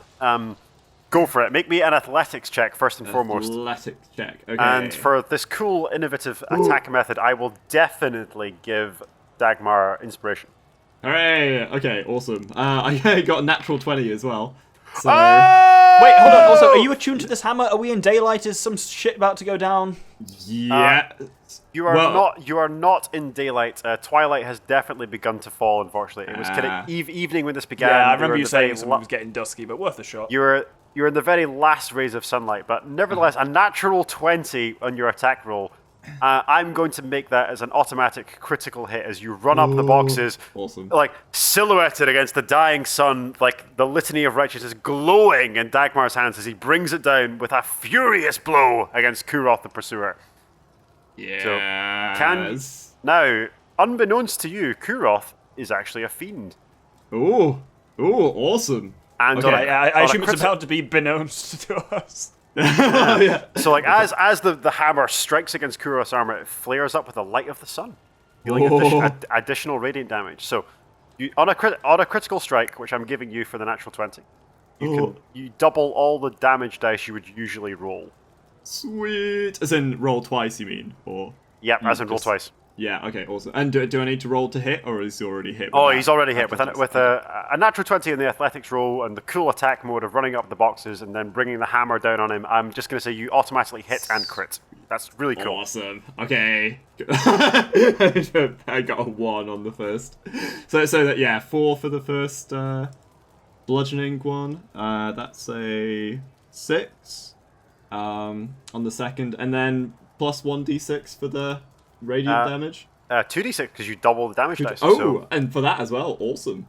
That is going to be 5. Oh, 5 total. Oh dear. Yeah, 5. That was slightly underwhelming, but did you add your strength modifier in there? For the radiant damage. Oh no, you did the first time. So sorry. For the total is 15, including all the damage. Yeah. Okay, 15 including all damage. That's not too bad. Again, it's a mighty blow that you strike him, and the hammer, as it slams into Kurov's armor, it just flares up, and he staggers back a step or two as it... And he just kind of glares at you, but you see, like, as his bloodied smile, he leers, and the smile goes way up one side of his mouth. Long fangs. That's not wholesome. As his yellow eyes lock with yours. Finally, one who can put up a little bit of a fight. And he switches his axe to the other grip. I will enjoy this, he says as he closes the distance. Oh, now I'm scared. It is indeed on. After Dagmar, we're back to the very top of the initiative order. So at the top of the initiative, strangely, we have the skeleton, who is still in this fight. Will draw back his spear and will thrust the spear towards Soldred. Soldred, what is your armor class? 16. He's rolled a natural 15. This skeleton is on fire, as it turns out. So he gets +2 to his roll for his dexterity, and he will deal a lowly 4 points of piercing damage as he just pokes you with a spear. This skeleton is Soldred's heavy side. fucking bullshit. Mm-hmm. This skeleton has rolled better than any other character I've written all night. Which after the skeleton, initiative count 17, we go to Kurov, initiative count 16. Kurov will bring back his great axe and go, "Now die, dwarf!" And he swings it forward at the form of Dagmar. He's rolled a 12, and he gets +4, so a 16. Is a 16 a hit? AC 18. Okay, Dagmar, the invincible. As the huge axe of Kurov goes forward, Has you're an just attack able to... hit you yet, Dragon? I don't think Dagmar's been hit. In fact, guy in the tower has a couple of times. Oh, yeah. Yeah. In fact, you know what I'm going to do just to prove that I'm doing some of this live? I'm going to switch now to the battle cam, and I'm going to use my Dungeon Master inspiration to re-roll. If I can hit Dagmar, because he hasn't been hit yet. No. Oh no, it's only an 8, so it does nothing for... It does nothing. Dagmar, you're able to dodge from side to side. Dagmar the Invincible remains invincible, as it turns out. Yeah. Kuroth ineffectively, like cursing at you in a language that Dagmar does not understand. After Dagmar's turn, we move swiftly on to Talamanca. What are you going to do? All right. Well, I am engaged in combat at the moment with the friend skewer. Bafflingly, you have sneak attack against her. Because this is the joy of being a swashbuckler. Yes, basically, if you are within 5 feet of it and no other creatures are within 5 feet of you, and you don't have disadvantage, all of which are true, you have sneak attack. Just going to do. Basically, Alright, well. is the sky blue? Are you breathing air as the player? Then you have advantage as a swashbuckler. Because the idea here is that like you're such an infuriating enemy that they can't focus on anyone else, and therefore like you can do your fancy footwork. As rakish audacity is the term. As Talamanca gears up to make his turn, I'm just going to do a brief pass for our viewers and for our players, just for perspective and to make sure what's happening. Here we have the bizarre exchange between the mysterious stranger in the cap with the arcane power and Terminus, who was just released from his arcane grip. We have over yonder Soldred locked in combat with the strange skeleton creature who bizarrely is still in this fight. Then we have the main event, Kuroth facing down against Hagmar. Neither one able to land a killing blow, but Hagmar the Invincible clinging on. Just over yonder we have Helga, the ally skewer, now locked in battle with our own Talamanca, the Lizardman, and up in the tower, Okonkwo of the Burning Sands, raining arrows down on all. We'll pan back across just so our viewership can see and have a good perspective on all of this. I like how this has just gone into like 1v1s. Yeah. Except I don't really know what mine is, but yeah. Just having a weird conversation. Yours is a battle of wits. Whilst I'm Terminus. also just occasionally launching fireballs into the sky. Just having a chat. In any case, let's now go to our two Talamanca. Please take your turn. Just wanting a bit of perspective for our All viewership right. and our players. Okay, so that would be a 15 plus 4 is 19 to hit with my rapier on Helga.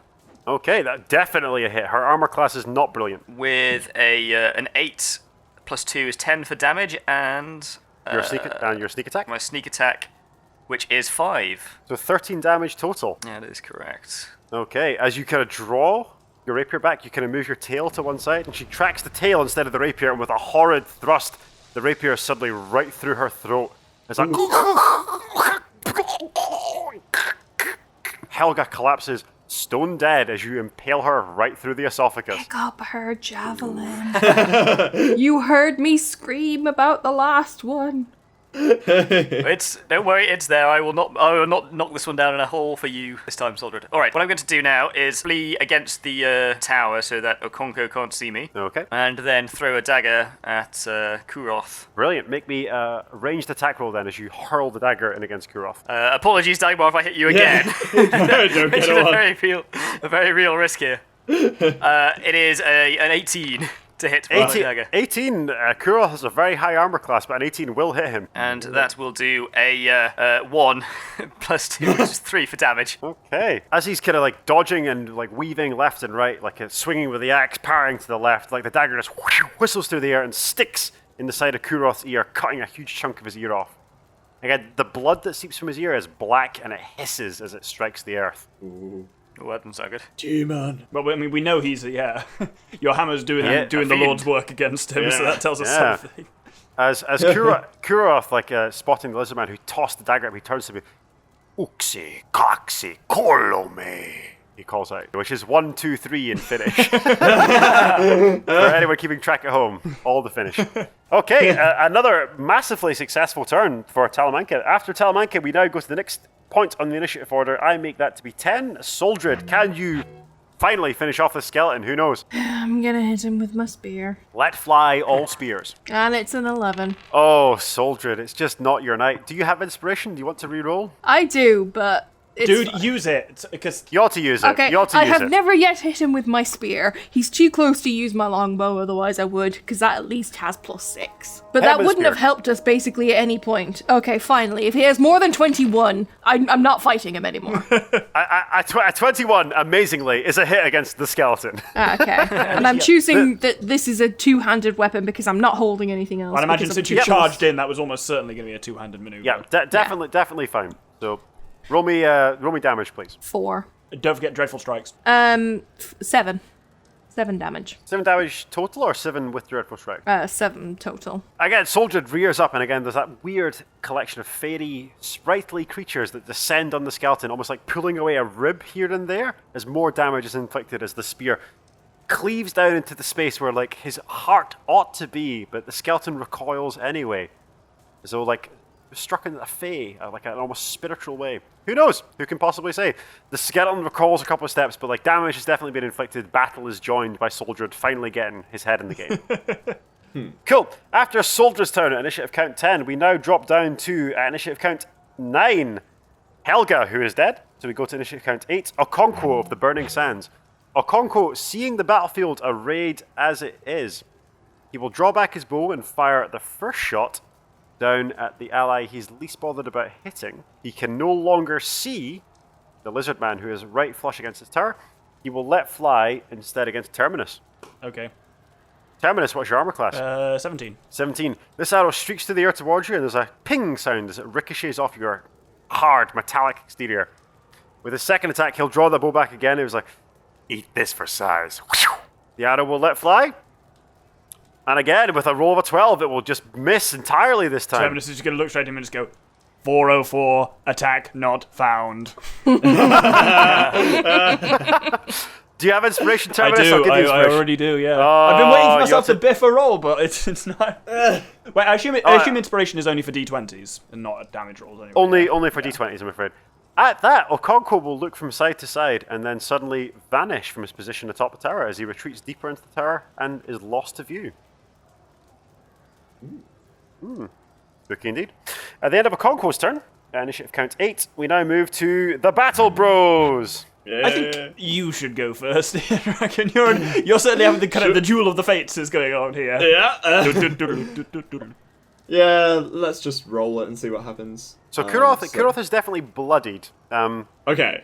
You've hit him with a magic hammer. He's taken a dagger to the side of the chest. Like he's in a bad way. Oh, yeah.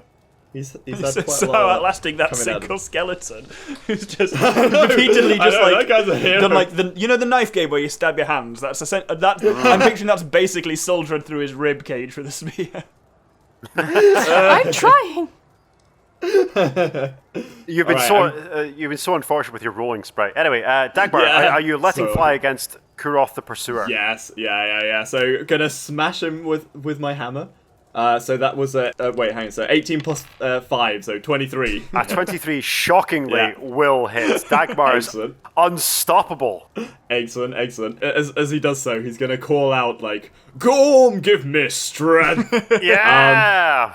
So he's gonna do a divine smite, which gives me extra 2d8 radiant damage plus 1d8 against undead or fiends.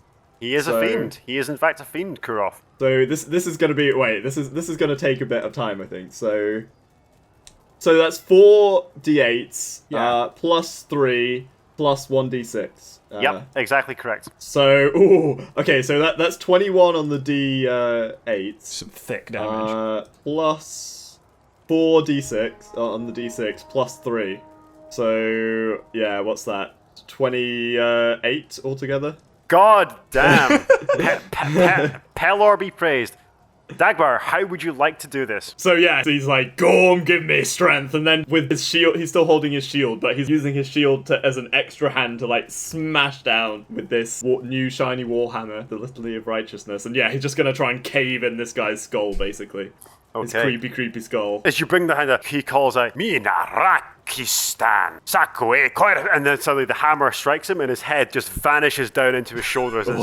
Like his head is compressed into his torso. You've whack-a-mole. And like the body stumbles forward and the axe swings once ineffectively to the left, once ineffectively to the right, as the body crumbles and turns to ash and only the armor remains as Kuroth the Pursuer vanishes from the material plane. He did very little pursuing. Yeah. I mean, he was up against Dagmar the Invincible. Almost like someone cast grease on your armor. Slippy armor. And on Dagmar the Invincible's triumph, I'm going to call it a brief recess while I nip to the bathroom, and then we'll come back and resume this epic confrontation. So if any of the other gentlemen need to nip to the bathroom or replenish their drinks, now is the time. perhaps this will be a good point to edit out, but regardless, viewership, thank you for joining us. If you haven't yet already, please share, please subscribe, and remember, we love you. So, fear the paladin is the message from this session. You've not been able to land a hit on him yet, apart from Like, one archer. I just, even when I roll with advantage, I can't fucking hit. Even when I do it, even when I roll honestly in front of you, I can't fucking hit the guy. Dagmar of the greasy And then he turns around and deals 28 damage in one fell swoop. That was incredible. I mean, like, everything just aligned perfectly. Like, he got his smite, he got the crit. Like, it's just that he was literally super effective against Do you that want to one know the character. hilarious thing that that I've just recalled, rather just from speaking to the sprite? Fiends are her favourite enemy. And yet, she saw the fiend, couldn't get past one skeleton, and just saw the fiend get fucking eviscerated by someone else. It bothers me that out of all the NPCs that I've built, designed, and wrote backstories for, this skeleton is the most resilient. So many of these bastards had like names and titles and backstories, but the skeleton is the only one still fighting. You mean so spookiest? And we are back with Terminus's turn. Terminus the Warforged. Terminus, take us away. I'm going to attempt to move to be within at least like the 10-foot range of the skeleton. I say attempt because I might get, molested again by this bloke. So, like, he doesn't impede your progress. There's no arcane flash of energy. There's no mysterious levitation this time. But, like, as Terminus moves off, like, he shadows you, like, literally step for step. Terminus moves, he moves, like, peering in at him, leaping down, like, looking up, like, inspecting, tapping the side of him. Like, not in a malicious or harmful way, but he shadows Terminus all the way. Truly fascinating. I wonder if I could... Yes, of course we could. Maybe we ought to replicate. And like just from side to side, like not doing anything malicious, not impeding your progress, but like hovering constantly side to side. The mysterious figure in the long coat and the weird hat. I'm going to take I'm going to be slightly disturbed by that and just turn around. So he's going to look at him, just look at him straight with his single eye and just go, cease and desist. And then turn around and whack the skeleton with my pike. Okay, make an attack roll with your pike, please. That is a 15. A 15, I think, will strike this particular Like skeleton. it should on a skeleton. This particular skeleton's better. It's very hard to hit. It's better armored than a regular Dragon, you can't say skeleton shit because about people being hard to hit. You slippery bastard. That's true. I was just complaining off camera how I can't touch the dragon despite my best efforts. Even with your DM inspiration. Even with my DM inspiration. 15 will hit this skeleton. Excellent. So that is 6 damage. 6 points of damage on this skeleton. That will do it. How would you like to do this, Terminus? Explode his fucking skull. Yeah, it's basically going to be as he pulls the pike back, the edges of it that are kind of like normally got this like slight glowing red light around it are just going to glow a lot brighter, and he'll just go straight for the kind of the cervical vertebrae of the neck, and just bit of a heat and kind of like hot knife through butter, just straight severing the spinal cord. Okay. That was a biologist description there. A very precise medical description. So as you say it, so shall That's it what be. I'd Like expect. hot That was knife what I through- expect from a robot artificer. Like you call it, like hot knife through butter, the bones melt, falling away, like almost becoming like liquid as they become really viscous as he falls to one side. The skeleton melting and collapsing into a pile of bones. He is gone. And with that, combat seemingly will end. What action from the party? I'm going to say to at least anyone who's nearby, strange man detected. Strange man detected, indicating the strange man. What's he up to now? Is he still... Tapping and prodding Terminus in a way that, like, it's not hostile, but it's certainly, like, a little bit uncomfortable and A bit invasive for invasive. Terminus. Probing. Yeah. Probing is exactly the right word. So, again, like, we can throw up an image of this character at close proximity so, like, the audience at home can have a good idea what he looks like. But, like, Does he look like a humanoid? Oh, definitely. He's Like, definitely at close range, so, Soldred is within 5 feet of him. Like, he is definitely human. So there's nothing sinister about him. He doesn't have horns. He doesn't have scales. He's definitely human. Okay, so your man who was the archer up in the tower, we can't see him anymore, can we?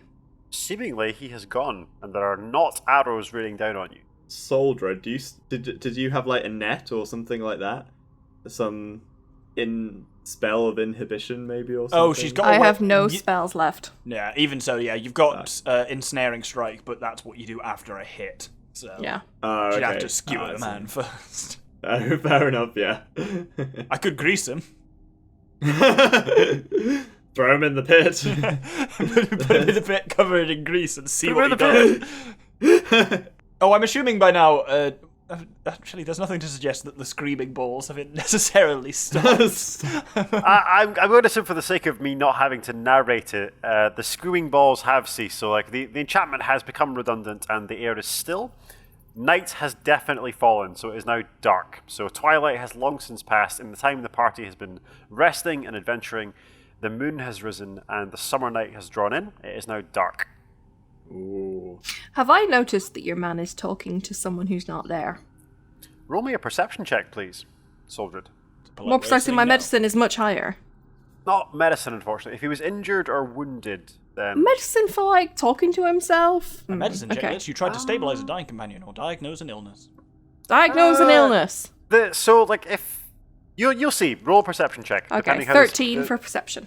Our perception. Oh, Soldred has definitely noticed. So this man, like, to one shoulder and then the other, he seems to be addressing two people that you presumably cannot see, but it's almost like he's having a conversation with two other individuals that only exist to him. But yes, of course I will... Yes, I take your point, but now he will say, yes, but this is a fascinating specimen, as he leans in and taps Terminus. Yes, of course, yes. But, oh, yes, that's an interesting observation you make there. But quite obviously, based on that perception roll, he is talking to seemingly two other individuals. Yeah. Medicine check.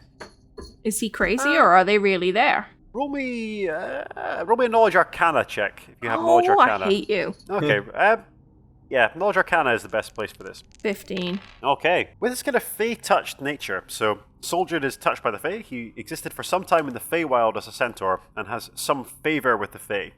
Some He knows that, like, favour. some favour, yes indeed. So Soldred knows that just because you can't see something doesn't necessarily mean that it's not there. Okay. So the fact that this man is talking to himself doesn't necessarily mean that he's crazy. It just means that he's talking to something that maybe you can't see. Who knows? But Soldred's not weirded out by this. Like, he's seen things like this before. He knows that, like, Soldred sees things. Like, he sees sprites, he sees fairies when, like, he calls on the power of the Feywild. Maybe this man has something similar going on with a different sort of power. Who knows? Okay. In that case, I'm going to try persuasion to tell him to stop upsetting the mechanical man. Okay, roll me a persuasion check, please, Soldred. Oh, fuck. 11. Do you not get some special bonus to persuasion? Yeah, I do. That's with it. Oh. 11's not terrible, so you turn to Soldred. Oh, sorry, where are my manners? I'm being most improper and out of sorts. Professor Tobias Falstaff of the Imperial College of Sorcerers. It is my deep pleasure to meet your acquaintance and this acquaintance. And he'll tap his hand again just once, more politely this time, on Terminus's body. Yes, of course I'll ask them. Oh, would you please? I'm sorry. Speaking to one shoulder and then the other, and then back towards the party. If he's going out to like shake his hand, Terminus will reach out and just kind of like put his hand flat on his outstretched thing and just say, Unit designation, Terminus, status report. Are you malfunctioning? Do you require maintenance? You'll see, my good man. I hear and see. Well, it's a long story, but nevertheless, a specimen of your type is most rare. Tell me, what do you remember? He'll lean in towards Terminus and peer right into Terminus's one red eyeball. Memory unit defective. Memories from 2 cycles ago. Missing. Not known. Not found. Files. Fascinating. Terminus, can you roll me a persuasion check? I've just realised Terminus is Linux. That is a 15. The 15 is a pretty good roll. Oh, my poor dear. And yes, no, you're right. And you're right. Oh, yes, of course. Terminus, you said, wasn't it? Correct. I think it only fair to... Yes. And you'll see he'll reach down into a haversack by his side, like a kind of satchel across his shoulder. And he'll reach down, like his whole arm vanishes into the haversack, and he reaches and rumps around. I think you would perhaps best have this. There's a huge, like, leather-bound manuscript that he'll just draw out of this impossibly small satchel and thrust into Terminus's arms. Ooh. While this is going on, I want to look at the tower that the shooty boy was in. Okay, roll me investigation check, please. I got a 1. Oh. Soldier, you move over towards the tower and you're certain you've picked up a Conco's trail. So, like, there's a trail leading down into the courtyard. Follow it, back up. Curiously, it looks like he was riding some kind of horse. And you double back on yourself, and you double back again, and then you realize you're following your own tracks. In fairness, that's not about it. Last time we were like, I'm sure about this, and started a fight. Because Talamanca was like, that's him, that's Fortinbras. So, like, when you look over, like, a soldier, there's like a cat chasing its tail. He orbits round and round and round it again, and just a circle around and round and round and round. Okay, that's cool. What's in the tome? What's cracked there? Okay, roll me Knowledge Arcana check is probably the best Wonderful. one for this. That is a 15. Okay, this is a hefty notebook, almost like a research paper, a thesis that someone has compiled. As you flip through it, it's filled with diagrams and notes and like various annotations of how to build, create, and otherwise construct Warforged.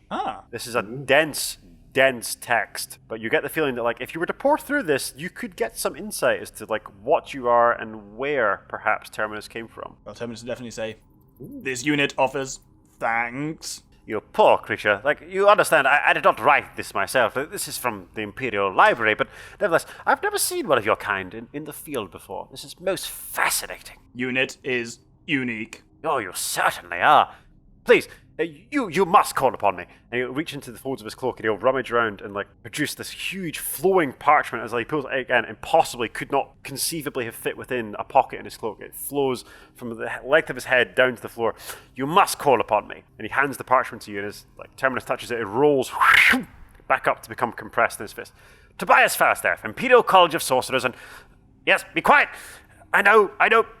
He covers his ears with his hands and begins, please excuse me, they will not be... And he begins walking back towards the exit to the fortress. I'm very glad I didn't shiv him when I had the chance. It was a catch-run thing. But...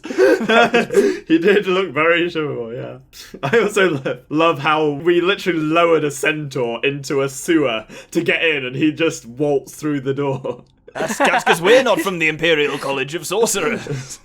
True. As if no one will stop him, he'll exit the castle. As you hear, like he's clearly having a heated discussion with something. I think or certainly someone. Terminus won't try and stop him because he's basically like flipping through the book and his eyes just kind of like really. Are you basically number 5 reading? I don't know what that reference is. Short circuit. Oh yeah, I actually have seen that. Yeah. No disassembled Terminus. Anyways, as Terminus continues to read, like Tobias Falstaff will make his way out towards the door, and you can hear, I know it wasn't necessarily the most optimal thing to do, but nevertheless, it was the right thing to do. Yes, I'm glad that you agree with me. Finally, someone agrees with me. Good Lord. Now, what? Yes, of course, we will. Yes, I know. And like that will be the note on which Tobias Falstaff will depart this theatre unless anyone pursues him. That was a great... I'm pursuing my own tail. Yeah. Soldier, do you have a point of inspiration for that? Because like cleaving to your character and not intervening in a situation in which I'm pretty certain Soldier would have intervened had he not been chasing his own tail. So if you don't have inspiration, Soldier, you may have. I love how a lot of the time you give it what you give him inspiration for is essentially yourself over. suboptimal mechanics. Being About a fool prioritizing character. narrative over functionality. Oh, that's what D&D should be. Narrative over functionality every single time. But anyway, what is the action of the party? So the courtyard, seemingly, with no sign of a conquo of the Burning Sands, the courtyard seems to be cleared of hostiles. Is the door into the mountains Yeah. still open from when Kurath came out? Yes, it is one side of it. So it's like, imagine a double-halved portal, circular. So at least maybe the radius is at least 7-8 feet. It's a large portal, but only one side of the double-halved circular doors are open. I'm intrigued by the pit. I think Telemachus is going to have a peer down into the pit to see what's in there. Okay, roll me a perception check, please. Also, I'm pretty certain lizard folk, as we discussed earlier, do not have dark vision. That is true, and it is now night. Well, we'll soon find out. Well, that is a 21 for perception. Can you, given that it is now night, are you lighting your lantern to shine it in the interior, or are you just peering in with your regular vision? By regular vision, I do have my incredible lizard eyes, which are either perfect to see time or can't see the end of his fucking snout. That is exactly what I mean. I will relight my lantern again in that case to have a slightly closer look. With the lantern, then, you can keep the roll, because the area inside is lit, but you may expose things that should not be exposed. Who knows? Regardless, with a 21 peering down, there is a spiral staircase that snakes downwards. So it's a very tight spiral, and it seems to curve down. Now, the interior of the castle is in much better upkeep than the exterior. So the stone is well maintained. It is aged, but nevertheless in an excellent state of repair. Is this Snaking masonry down into stone the or earth. is this like rock stone? Oh, definitely masonry. This is worked Okay. stone. So someone has purposefully and meticulously carved this into the living rock of Kragspire Hill. Well, it's because you say carved into the living rock. It was like, well, is it like that's? I suppose that's still technically masonry. It is, It's yes. definitely. Yeah. It's not a natural formation, but someone has shaped this staircase to make it look like Do a dwarves staircase. still have that thing where they can't, like, they have advantage on checks to know shit about stone? Yes, they do. Yes, they do. And if Dagmar had made that check, I would have given advantage. You can call Dagmar over and Yeah, I've had players abuse that in the past where they're just like making incredibly tenuous checks that are about stonework. if Dagmar would like to come over and inspect the stonework, that's a thing he can do. Yeah, sure. Take go one, come for and have a it. look. Cool. So What sort of check is that? Dagmar, in this instance, make me a knowledge history check, but roll that check with advantage, please. Because, again, you're intricate, you have knowledge of stonework. So that's 17. Yeah. 17 is pretty good. So you get some insight now, looking at the construction of the castle, looking at the way these stones were laid out. Obviously, the staircase was designed with a military purpose in mind. So this was to resist advance. You could not get an armed body of men or fighting people down these staircases without serious resistance. So you suspect that whatever lies beyond this was deliberately constructed to resist some kind of advance. Now, And orientated down, so it's Orientated to prevent people down. going down it rather than go up it. exactly. So Yeah, okay. the staircase was built so that you couldn't move a large body of fighting people down the staircase without significant resistance. Obviously designed to resist advance, snaking down into the earth. You suspect this connects to perhaps an intricate series of caverns or tunnels.